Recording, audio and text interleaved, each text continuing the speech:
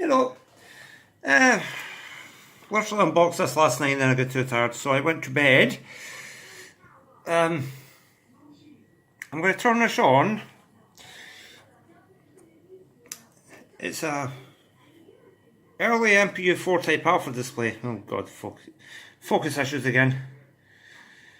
Early MPU4 type alpha display or late MPU3 type alpha display, depending on what your tipple is.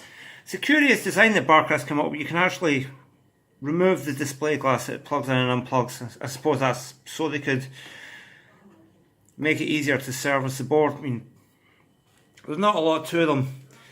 You've got your decoder chip, inverter driver and power supply. This one blows fuses when it's powered up. Now,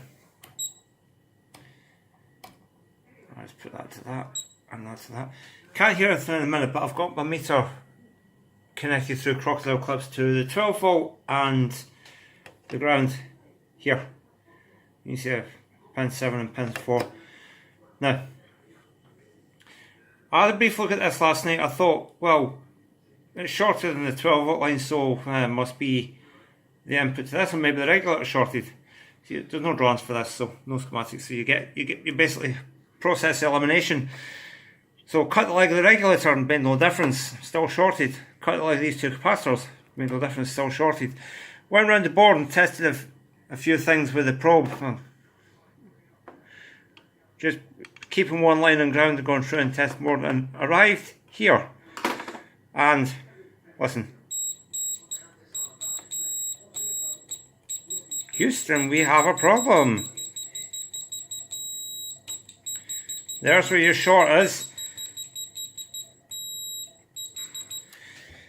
It's that little bugger there.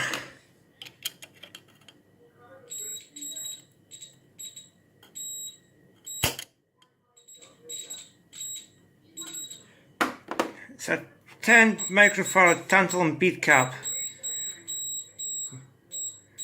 Pretty much what I thought it would be, but I thought it would be one of these two here. It's not, it's this one here. See, tantalum beads, they're very unstable capacitors. They were only used back in the day because they're small. But you can get an electrolytic these days that's small enough to fit in that space. So, I'll bung one in there and then see how we get on.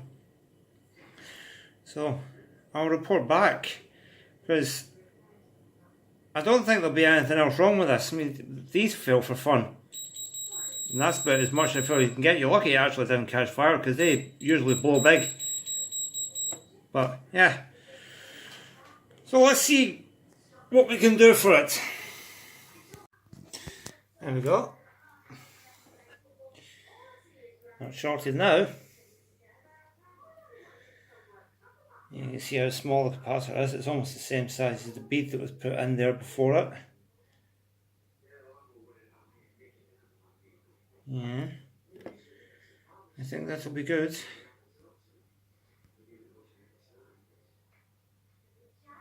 So, put it back together, which is easy enough because that just slots in.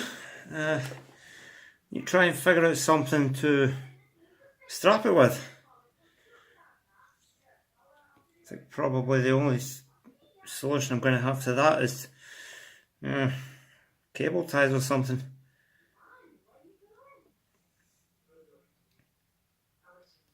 We'll see. Right, there it is all back together. It's handy having loads of boards lying about because you can just grab something out of the cover for testing. I burned a couple of all in a day's work ROMs. I still had the images from repair done before, and I know this display should work with it. Oh, let's see.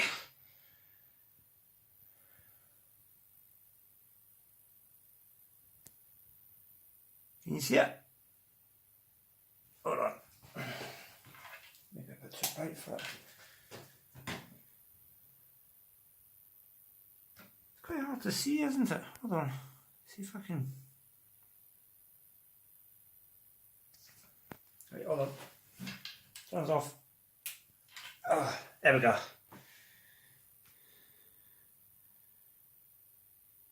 See, it's working fine. Now, I don't have the sound card for this game, so it'll just sit there saying reset and RAM forever. But if I quickly turn off and on, it should get us to... Yeah, there we go.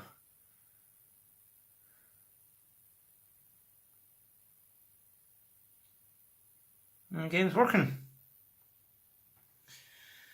Now that kind of leads me to my next project, I think.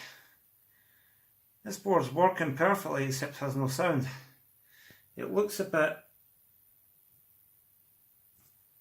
corroded in places. Sorry, something landed in my hand there. First flies of the year are floating about. It looks quite a bit corroded in places, but it is actually running, as you can see.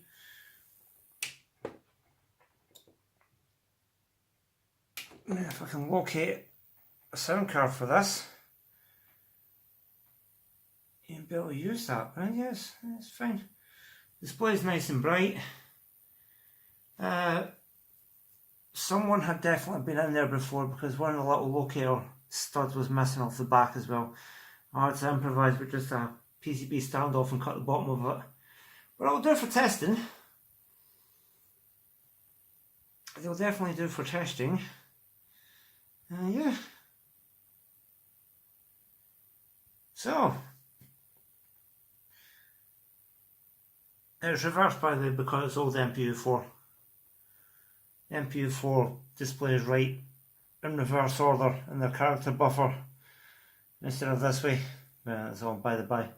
But as you can see, it's a successful repair, and I'll put that in my spares box and maybe I'll have use for it someday. Alright, bye bye.